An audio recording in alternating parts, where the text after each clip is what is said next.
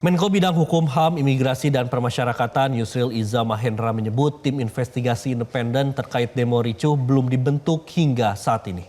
Yusril berharap jika tim investigasi independen bentukan pemerintah fokus mengusut hal-hal yang berada di luar jangkauan investigasi polisi.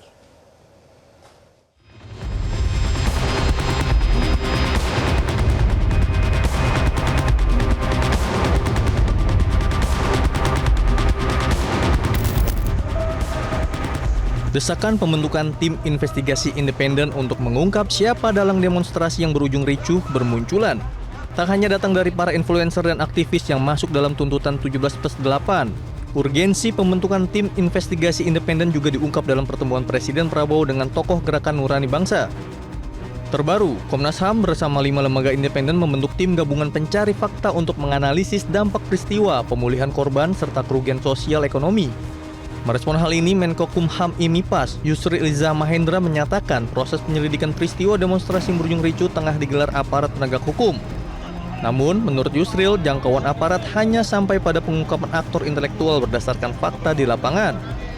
Yusril ingin jika tim investigasi independen dibentuk dapat fokus mengusut hal-hal yang berada di luar jangkauan investigasi polisi, seperti siapa dalang dan penyandang dana. Bahwa mungkin jangkauan dari kepolisian sebagai penyidik itu tidak sampai lari ke politik misalnya ya, siapa yang dalam politiknya, siapa dalam apa di luar negeri segala macam. Bagus juga kalau dibentuk tim independen itu untuk melangkah lebih jauh, menyelidiki misalnya fokus ya. Fokus bukan lagi menangani siapa yang menggebuki tukang ojek di Makassar sampai meninggal ya. Siapa yang melakukan penjarahan, siapa yang membakar. Nah, kalau itu kan sudah lebih konkret ditangani oleh polisi. Kalau tim independen ini akan bekerja menyelidiki lebih jauh daripada itu untuk mengungkapkan sebenarnya siapa dalang semua ini, di balik semua ini, siapa penyandang dananya, apa yang mereka lakukan di dalam atau di luar negeri, apa rencana mereka. Saya salut dengan tim itu dan memang lebih baik tim itu dibentuk kalau tugasnya seperti itu. Dan nanti kita akan lihat hasilnya. Kalau timnya itu bekerja bagus, syukur alhamdulillah. Nah, kita harapkan jangan pula tim dibentuk, tapi hasilnya mengecewakan kita semua. Di sisi lain, Menko Yusril memastikan penyelidikan kasus demo ricuh yang terjadi akhir Agustus lalu berlangsung secara transparan. Yusril membuktikan sendiri dengan turun langsung ke lapangan.